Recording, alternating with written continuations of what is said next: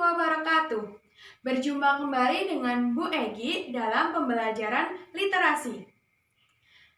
Bagaimana kabar kalian anak-anak hebat? Semoga selalu sehat dan selalu dalam lindungan Allah Subhanahu wa Ta'ala ya.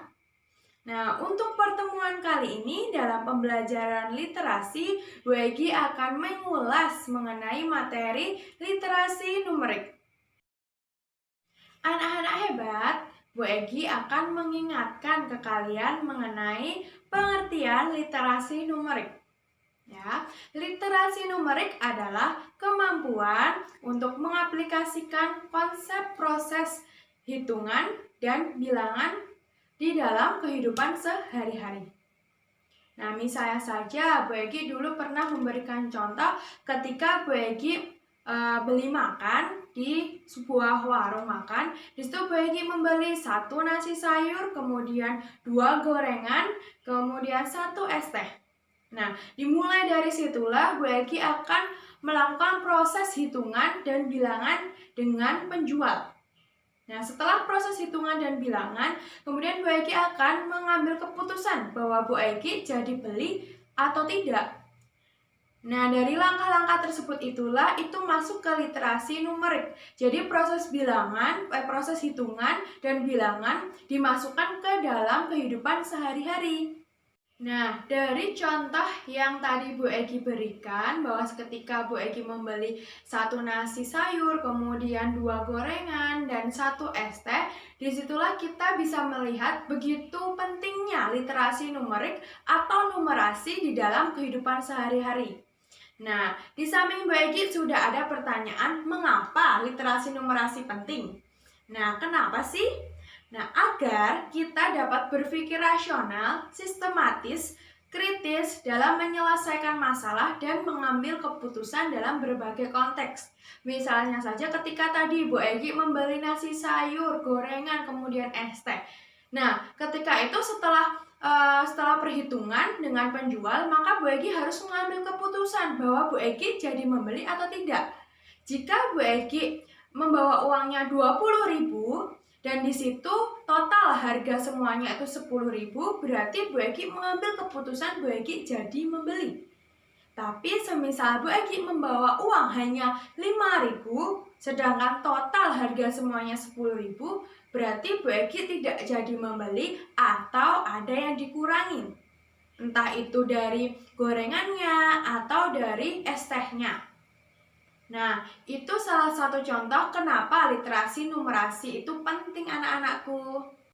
Kemudian Bu Egi akan menjelaskan mengenai persamaan dan perbedaan numerasi versus matematika. Nah, pasti kalian juga penasaran kan, apa sih yang membedakan dan apa sih persamaannya antara numerasi dengan matematika? Nah, di sini Bu Egi akan menjelaskan 3 hal yang berkenaan dengan perbedaan dan persamaan numerasi dan matematika. Yang pertama, keduanya memang berlandaskan pada pengetahuan dan keterampilan yang sama. Tetapi perbedaannya terletak pada pemberdayaan pengetahuan dan keterampilan tersebut.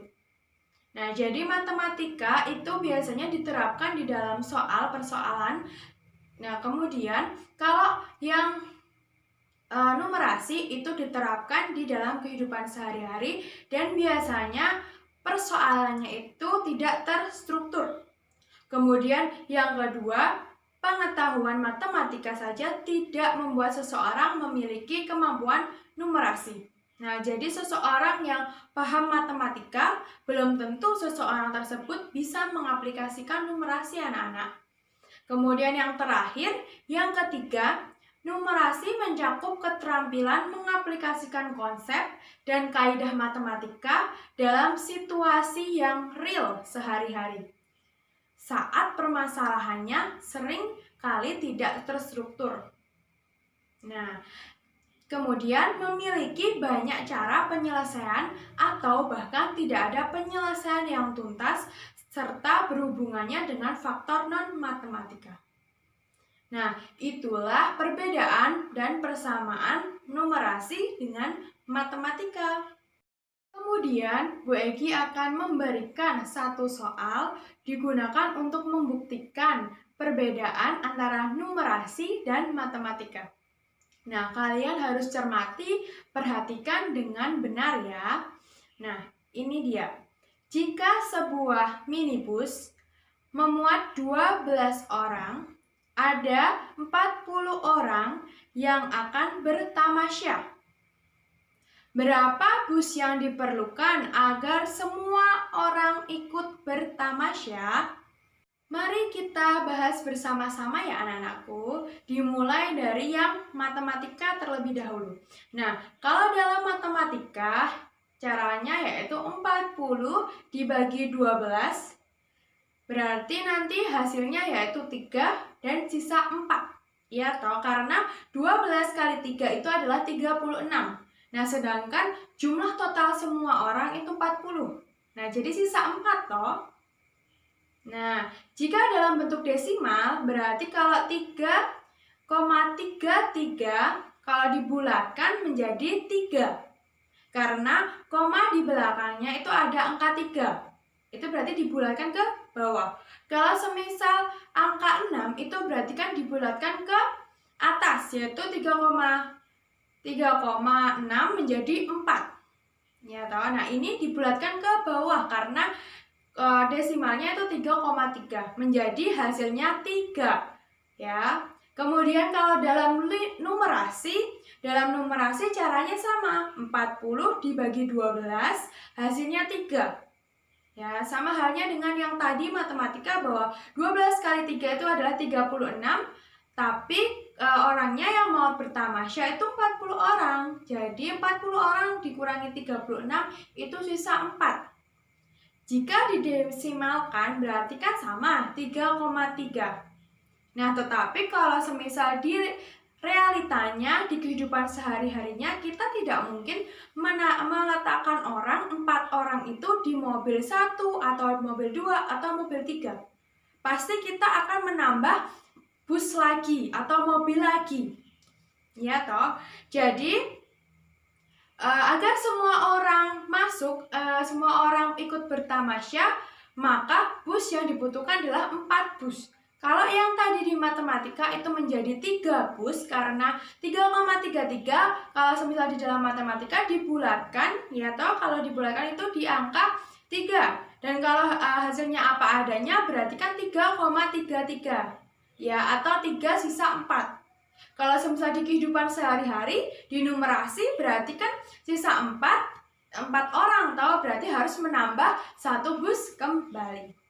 Nah, itu yang dimaksud dari perbedaan antara numerasi dengan matematika. Jadi tidak semua hal, kadang numerasi itu ada faktor matematika semua, tapi kadang dicampuri dengan faktor non-matematika juga anak-anakku.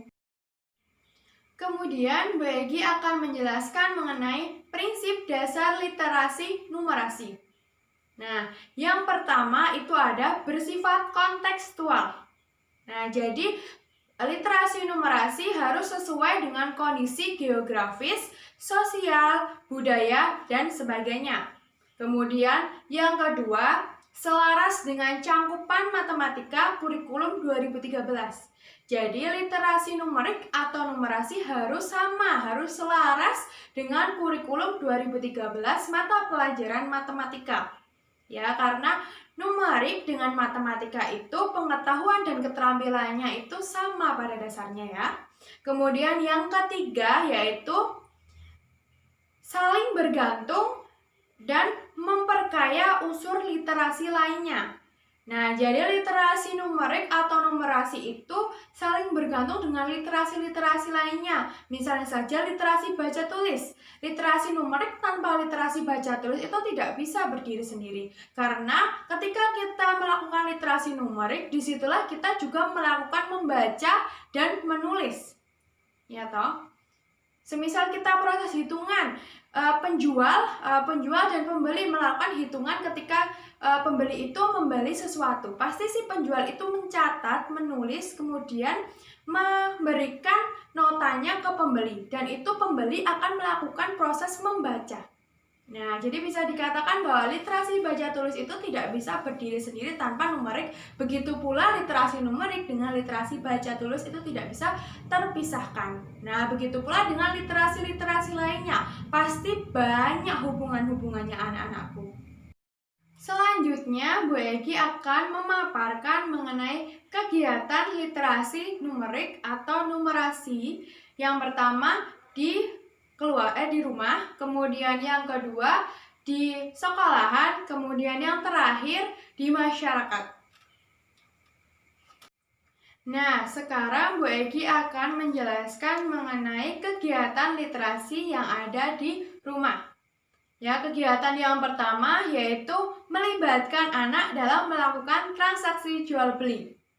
Nah, seperti Bu Egi tadi kan Bu Egi memberikan contoh ketika Bu Egi membeli nasi sayur di sebuah warung makan. Di situ Bu Egi pesan 1 nasi sayur, kemudian 2 gorengan dan 1 es teh. Nah, di situ kan kemudian ada transaksi jual beli dengan penjualnya. Ya kan? Nah, begitu pula dengan kalian, semisal kalian dimintai tolong oleh ibu kalian untuk membeli beras, membeli minyak, atau membeli lainnya, itu pasti kalian juga akan mengalami transaksi jual beli, ya. Seperti itu contohnya untuk yang kegiatan pertama. Kemudian kegiatan yang kedua yaitu memperhatikan jarak dan waktu tempuh saat berpergian. Misalnya saja, kalian ada yang rumahnya Klaten, Tegal Gondo, kemudian ada yang Pengging. Nah, pasti kalian juga memperkirakan, kalian juga menghitung perjalanan jarak dari rumah sampai sekolahan.